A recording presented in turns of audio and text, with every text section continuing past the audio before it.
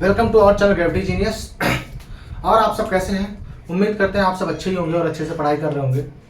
हम लोगों ने पिछले लेक्चर में क्या कंप्लीट किया था, तो जो एनसीईआरटी थी उसको पेयर ऑफ लीनियर इक्वेशन खत्म कर लिया था नए सिलेबस के अकॉर्डिंग।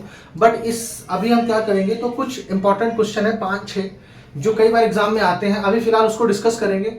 बाकी और जो इससे रिलेटेड, इस चैप्टर से रिलेटेड जो भी इंपॉर्टेंट चीजें होंगी वो हम थोड़ा सा सिलेबस खत्म करने के बाद लाएंगे। लेकिन अभी क्योंकि कई बच्चों के एग्जाम हो रहे होंगे, अभी यूनिट 1 के, यूनिट 2 के, उसमें ये चैप्टर आ रहा होगा, तो कुछ 5-6 इंपॉर्टेंट क्वेश्चन है जिसको आज हम डिस्कस करेंगे। ठीक है ना? चलिए स्टार्ट करते हैं पहले क्वेश्चन से। तो जो पहला क्वेश्चन है, तो सबसे पहले जो पहला क्वेश्चन है वो आपका ये है कि क्या क्वेश्चन कहता है कि ये एनसीईआरटी का ही क्वेश्चन है, लेकिन ये जो डिलीटेड पोर्शन है उसका क्वेश्चन है। क्या कह रहा है कि ये आपका ही क्वेश्चन है,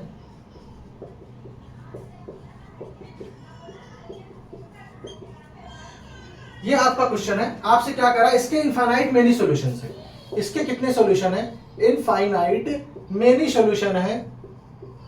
तो आपको क्या करना है, आपको ए और बी की वैल्यू निकालनी है। क्या करना है आपको, ए और बी की वैल्यू फाइंड करनी है such that this equation has infinite many solution. तो आपको पता है इनफाइनाइट मेनी सॉल्यूशन के केस में ये आपका A1 है, ये आपका B1 है, और ये आपका C1 है, ये आपका A2 है, ये आपका B2 है, ये आपका C2 है। इनफाइनाइट मेनी सॉल्यूशन का केस क्या होता है, A1 upon A2, B1 upon B2 is equal to C1 upon C2 होना चाहिए। तो यहाँ पे हम लिख लेते हैं A1 upon A2, it means 2 upon A minus B is equal to 3 upon A plus B is equal to 7 upon 3A plus B minus 2। अब हमको क्या करना है, यहाँ पे 3 चीजें इक्वल दे रखी हैं, यहाँ पे 2 से हमको एक इक्वेशन बनानी है। इन दोनों को यूज करके एक इक्वेशन बना लीजिए, और इन दोनों को इक्वेशन को यूज करके एक इक्वेशन बना लीजिए। फिर उसको एलिमिनेशन मेथड से सॉल्व करके आंसर निकाल लेंगे। चलिए इन दोनों को इक्वल करते हैं। तो 2A minus B is equal to क्या हो जाएगा, 3A प्लस बी। अब अगर क्रॉस मल्टीप्लीकेशन करें तो 2A plus B is equal to क्या हो जाएगा, 3A माइनस बी। तो इसको जब सॉल्व करेंगे तो 2A plus 2B is equal to 3A minus 3B। अब A का टर्म उधर लेके चले जाए, B का टर्म इधर ले आए, तो 2B plus 3B is equal to 3A minus A। तो यहाँ से 3A minus 2A, 3A minus 2A है। तो यहाँ से 5B इज इक्वल टू कितना आ जाएगा, A। तो A की वैल्यू कितनी आ गई आपकी, 5B। अब उसको हम फर्दर यूज करेंगे। यहाँ पे एलिमिनेशन मेथड से बेस्ट है सब्स्टिट्यूशन लगाना, क्योंकि यहाँ पे जो A की वैल्यू हमको मिली है वो कैसी मिली है, वो 5B के टर्म्स में डायरेक्टली मिल गई, कोई कांस्टेंट टर्म नहीं था यहाँ पे। अब हम इन दोनों को इक्वल करें तो 3 upon A plus B is equal to 7 upon 3A plus B minus 2। अब जब यहाँ पे हम सॉल्व करेंगे तो 3A plus B minus 2 is equal to 7A plus B. Multiply करेंगे तो ये 9A plus 3B minus 6 is equal to 7A plus 7B। अब यहाँ पे अगर हम A की वैल्यू की बात करें, पहले तो सॉल्व कर लेते हैं। तो 9A minus 7A plus 3B minus 7B is equal to 6। अब ये 2A minus 4B is equal to 6। 2A के प्लेस पे 5B डाल देते हैं, minus 4B is equal to 6। तो ये 10B minus 4B is equal to 6। तो यहाँ से 6B इज इक्वल टू 6, तो B इज इक्वल टू कितना आ जाएगा, 1। तो B की वैल्यू आपकी क्या आ जाती है, यहाँ से 1 आ जाएगी सॉल्व करके। अब अगर B की वैल्यू 1 आ गई तो इस इक्वेशन में B की वैल्यू पुट करेंगे तो A इज इक्वल टू कितना है, 5 इंटू B। तो 5 इंटू 1, तो आंसर कितना आ जाएगा आपका, A की वैल्यू आ जाएगी 5। A की वैल्यू कितनी आ जाएगी आपकी, 5। ठीक है ना? तो होप ये चीज समझ में आई होगी कि अगर ऐसा क्वेश्चन आता है आपके पास और A और B की वैल्यू निकालने के लिए कहता है, या कोई भी दूसरा वेरिएबल है जिसकी वैल्यू निकालने के लिए कहता है, तो हमारे पास जो क्राइटेरिया है इनफाइनाइट मेनी सॉल्यूशन का या फिर नो सॉल्यूशन का, उसको यूज करके हम यहाँ पे आंसर्स निकाल सकते हैं। ठीक है ना? नोट डाउन कर लीजिए इसको। बहुत ही इंपॉर्टेंट क्वेश्चन है ये आपके एग्जाम पॉइंट ऑफ व्यू से। सिलेबस से भले कटा हुआ है लेकिन ये एग्जाम में आ सकता है, क्योंकि इसका जो कंसेप्ट है वो आपका कैंसिल आउट, वो आपका नहीं कटा हुआ है सिलेबस से, तो इसलिए एग्जाम में जरूर आ सकता है।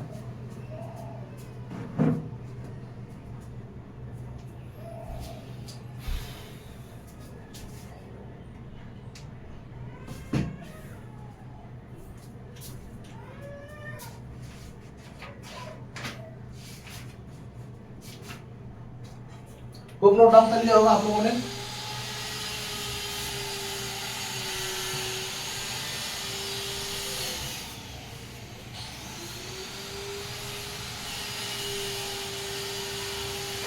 अब नेक्स्ट क्वेश्चन की बात करें तो जो नेक्स्ट आपका इंपॉर्टेंट क्वेश्चन है वो क्या है, P X plus Q Y is equal to P minus Q is equal to P minus Q. दूसरा क्वेश्चन क्या है, Q X minus P Y is equal to P plus Q.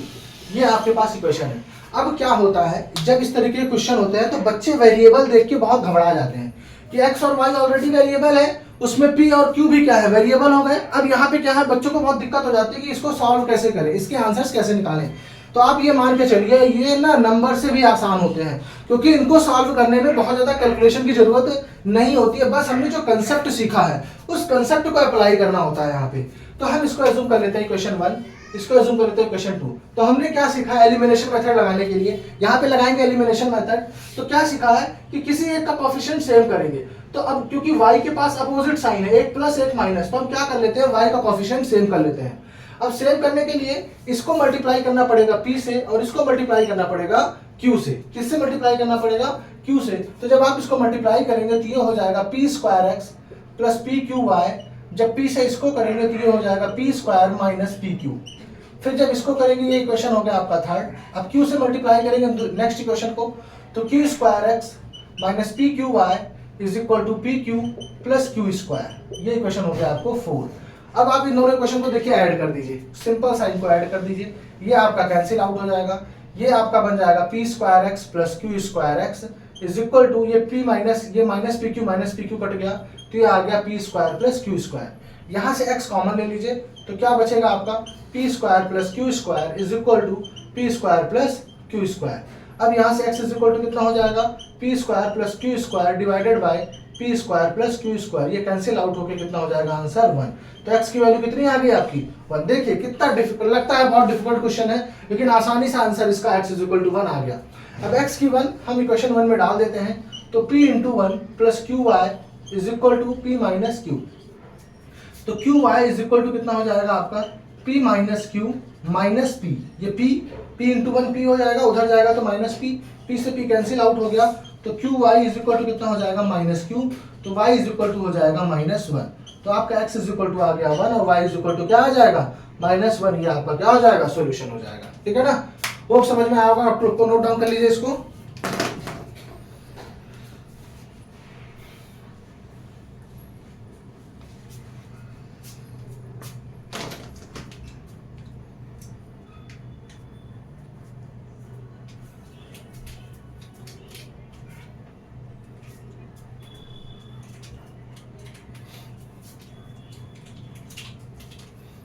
कर लिया होगा आप लोगों ने।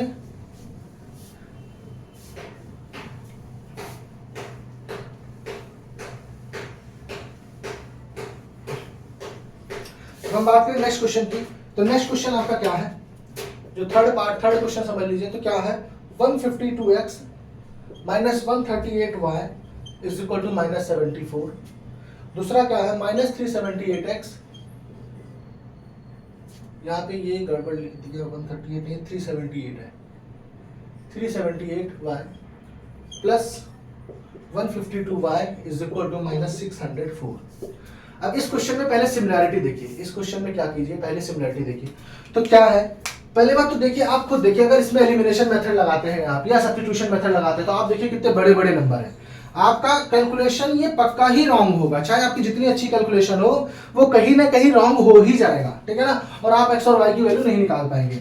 लेकिन यहाँ पे सिमिलरिटी आप देखें तो एक चीज क्या दिख रही है कि जो x का कोफिशिएंट है वो यहाँ y का कोफिशिएंट है, जो यहाँ y का कोफिशिएंट है वो यहाँ x का कोफिशिएंट है। इसका मतलब दोनों इक्वेशंस में x और y के कोफिशिएंट इंटरचेंज है, x और y के कोफिशिएंट क्या है, इंटरचेंज है। तो ऐसे केसेस में हम क्या करेंगे, दो नई इक्वेशंस बनाएंगे। क्या करेंगे, दो नई इक्वेशंस बनाएंगे जो इन दोनों इक्वेशन से बहुत ही इजी इक्वेशंस होंगी। अब वो दो इक्वेशंस कैसे बनेंगी, तो इन दोनों इक्वेशंस को हम सबसे पहले एक बार ही ऐड कर देते हैं। दोनों को क्या कर देते हैं, ऐड।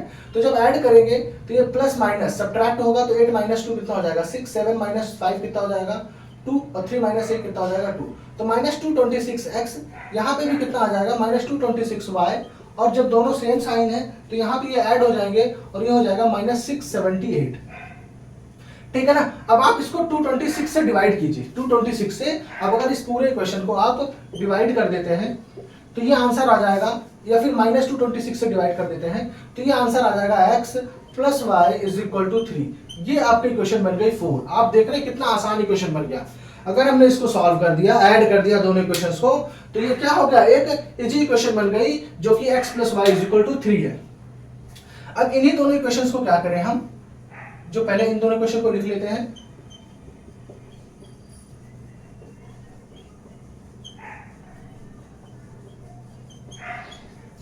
अब इन्हीं दोनों इक्वेशन को क्या करें हम, एक बार सब्ट्रैक्ट कर लेते हैं। क्या कर लेते हैं हम, सब्ट्रैक्ट। सब्ट्रैक्ट करेंगे तो साइन चेंज, ये क्या हो जाएगा, साइन चेंज हो जाएगा। अब जब इसका आंसर निकालेंगे तो कितना आएगा, 8 प्लस 2, ये ऐड हो जाएगा तो 10, 7 प्लस 5 12, 12 प्लस 1 13, 3 प्लस 1 5, 530। कितना हो जाएगा ये, 530x, ये हो जाएगा माइनस 530y और इज इक्वल टू ये हो जाएगा 530। ठीक है ना। अब इसको हम 530 से डिवाइड करें, इस पूरे क्वेश्चन को अगर हम 530 से डिवाइड करें तो ये हो जाएगा x minus Y is equal to 1। अब आप क्या देख रहे हैं, ये इक्वेशन हो गई, ये आपकी इक्वेशन हुई 3rd और ये इक्वेशन हो गई 4th। तो आप क्या देख रहे हैं, दो आपके पास बहुत ही आसान इक्वेशन निकल के आ गई। क्या, x plus Y is equal to 3, ठीक है ना, और x minus Y is equal to 1। अब आप इसी इक्वेशन को सॉल्व कर लीजिए, आपका x और y की वैल्यू आ जाएगी। ये एलिमिनेशन लगाएंगे तो ये दोनों कट गया, 2x इज इक्वल टू 4, तो x इज इक्वल टू आपका कितना आ गया 2। x की वैल्यू सब्स्टिट्यूट कर दीजिए तो 2 plus Y is equal to 3, तो यहाँ से y इज इक्वल टू कितना आ जाएगा 1। ठीक है ना। तो ये अगर आपको इस तरीके का क्वेश्चन दिखता है तो इसको सॉल्व करने का यही मेथड है। ये मेथड आपको याद करना पड़ेगा, आप याद कर लीजिए या समझ लीजिए इसको। ये मेथड जो है, अगर इस मेथड को अप्लाई करते हैं तो आपका जो आंसर आएगा वो बहुत ही आसानी से आंसर आ जाएगा और अच्छा, मतलब आपका आंसर जो होगा वो गलत होने के चांसेस नहीं रहेंगे। लेकिन अगर आप इसमें एलिमिनेशन मेथड या सब्स्टिट्यूशन मेथड लगाने जाते हैं तो उस केस में ये आंसर आपका गलत हो सकता है, 99% चांसेस है गलत हो जाएगा। ठीक है ना। क्या करते हैं, एक बार फिर से समझते हैं इस चीज को कि अगर हमको ये दिख रहा है कि x और y के कोफिशिएंट इंटरचेंज है, x और y के कोफिशिएंट क्या है, इंटरचेंज है और बड़े नंबर्स हैं जिनको हमको एलिमिनेशन मेथड या सब्स्टिट्यूशन मेथड से सॉल्व करने में डिफिकल्टी हो सकती है। उस केस में क्या करते हैं, इन दोनों इक्वेशंस को हम एक बारी ऐड करेंगे तो एक नई इक्वेशन बनेगी, फिर इन दोनों इक्वेशन को एक बारी सब्ट्रैक्ट करेंगे तो भी हमारी एक नई इक्वेशन बनेगी, फिर उन दोनों इक्वेशंस को हम फर्दर सॉल्व कर लेंगे इजी इक्वेशंस को, तो हमारा आंसर x और y की वैल्यू आ जाएगी। ठीक है ना। तो अब समझ में आ गया, आप लोग को नोट डाउन कर लीजिए इसको।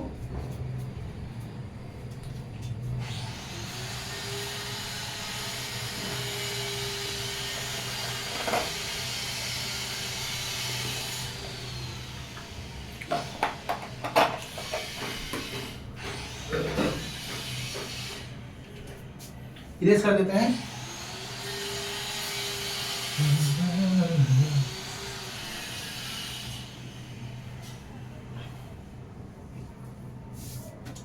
अब नेक्स्ट क्वेश्चन की बात करें तो नेक्स्ट क्वेश्चन क्या है आपका, 4th part, ax plus B Y is equal to C और bx plus A Y is equal to 1 plus C. तो सेम जो हमने अभी सेकंड क्वेश्चन किया था उसके जैसा ही है। अब क्या करते हैं, हम कोफिशिएंट सेम कर लेते हैं, तो इसको इक्वेशन 1, इसको इक्वेशन 2, इसको a से मल्टीप्लाई कर लेते हैं, इसको b से, तो ये करेंगे तो कितना हो जाएगा, a स्क्वायर है plus A B Y is equal to A C, इसको करेंगे तो b स्क्वायर है plus A B Y is equal to B plus B सी।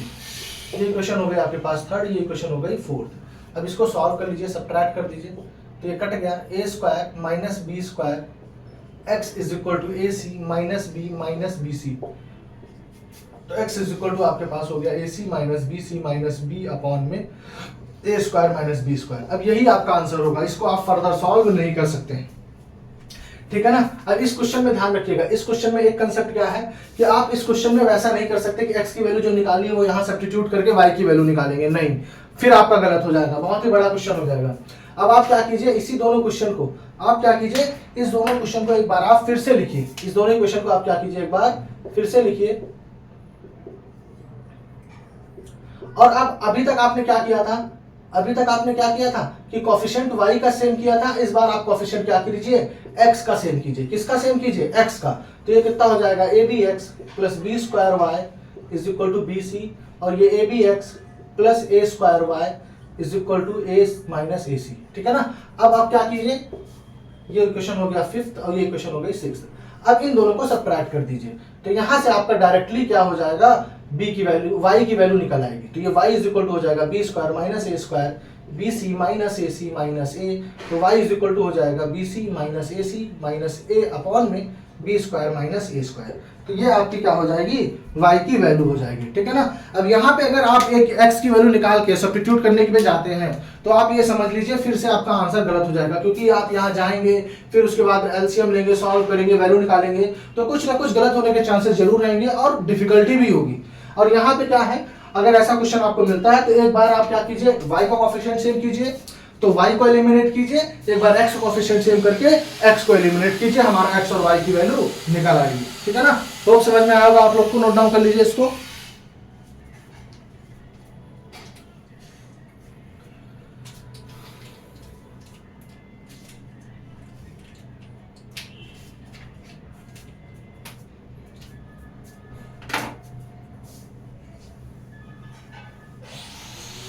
अगर हम नेक्स्ट क्वेश्चन की बात करें तो नेक्स्ट क्वेश्चन अगर आपको पता है कि एक इस तरीके से आपको एक साइक्लिक कोऑर्डिनेटर दे रखा है, क्या दे रखा है आपको, साइक्लिक कोऑर्डिनेटर, ये एंगल दे रखा है 3y माइनस 5 और ये आपका एंगल दे रखा है 4y प्लस 10 20, ये दे रखा है माइनस 7x प्लस 5 और ये आपको दे रखा है माइनस 4x। तो आपको क्या पता है साइक्लिक कोऑर्डिनेटर में, ये आपका फिफ्थ क्वेश्चन है, आपको x और y की वैल्यू निकालनी है। आपको पता है कि साइक्लिक कोऑर्डिनेटर की प्रॉपर्टी क्या होती है, तो अपोजिट एंगल्स a और b और c और d अपोजिट एंगल्स इक्वल होते हैं। अपोजिट एंगल्स क्या होते हैं, सॉरी अपोजिट एंगल्स का सम, अपोजिट एंगल्स का सम कितना होता है, 180 डिग्री होता है। क्या होता है, अपोजिट एंगल्स का सम 180 डिग्री होता है। तो यहाँ पे अगर हम ये चीज लगाते हैं तो minus 7x plus 5 plus 3y minus 5 is equal to 180 degree. तो 5 से 5 कैंसिल आउट हो गया, तो minus 7x plus 3y is equal to 180 degree. ये इक्वेशन बन गई आपकी 1, ठीक है ना। अब दूसरी जगह पे लगाते हैं तो minus 4x plus 4y plus 20। अब यहाँ पे क्या होगा, एंगल B, ये आपका angle B plus angle D is equal to 180 degree पे लगाएंगे तो ये हो जाएगा इज इक्वल टू 180 डिग्री। तो यहाँ से minus 4x plus 4y is equal to 20 उधर जाएगा तो 160। अब ये 160 आपको पता है कि 4 से डिविजिबल है, तो इस पूरे क्वेश्चन को 4 से डिवाइड कर देते हैं तो minus X plus Y is equal to 40। ये पूरे क्वेश्चन को हमने क्या किया, 4 से डिवाइड कर दिया। अब यहाँ से y की वैल्यू निकाले तो y इज इक्वल टू कितना हो जाएगा, x प्लस 40। सब्स्टिट्यूशन लगा लेते हैं, आसान है यहाँ पे। अब यहाँ पे y की वैल्यू सब्स्टिट्यूट कर दीजिए, ठीक है ना। यहाँ पे y की वैल्यू सब्स्टिट्यूट करते हैं तो क्या हो जाएगा, माइनस 7x प्लस 3, y के प्लेस पे कितना, x plus 40 is equal to 180। Solve करें तो minus 7x plus 3x plus 120 is equal to 180, minus 4x is equal to 180 minus 120, तो minus 4x is equal to 60। तो x इज इक्वल टू कितना आ जाएगा आपका, minus 15। x is equal to कितना आ जाएगा, माइनस 15। अब वहाँ पे आप डालेंगे तो माइनस 15 प्लस 40, तो y की वैल्यू आ जाएगी आपकी 25। क्या आ जाएगी, y की वैल्यू आपकी आ जाएगी 25। तो ये भी क्वेश्चन कई बार एग्जाम में पूछा गया है। अब इसमें जो मेन कंसेप्ट है वो यही है कि कोऑर्डिनेटर के अपोजिट एंगल्स का सम कितना होता है, 180 डिग्री होता है। इस मेथड को यूज करके हम क्या करेंगे, दोनों इक्वेशंस को फॉर्म करेंगे और उसको सॉल्व करके आंसर्स निकालेंगे एलिमिनेशन मेथड से, ठीक है ना। होप समझ में आया होगा। आज के लिए इतना ही है। ये 5 क्वेश्चन मुझको कराने थे आप लोगों को, मैंने करा दिया है। एग्जाम पॉइंट ऑफ व्यू से थोड़े इंपॉर्टेंट क्वेश्चन थे, आप इसको इस सेशन को तो जरूरी देख के जाइएगा, ठीक है ना। और उसके बाद आगे जब आपका टर्म 1 का एग्जाम हो रहा होगा तो उस टाइम पे मैं फिर से 1 शॉर्ट वीडियो या जो भी होगा इंपॉर्टेंट क्वेश्चंस की सीरीज लेके आऊंगा। अभी के लिए आज के लिए इतना ही। अगर वीडियो आपको पसंद आई हो तो लाइक कीजिएगा, कमेंट कीजिएगा, अगर अभी अपने दोस्तों के साथ शेयर भी कीजिएगा। Thank you.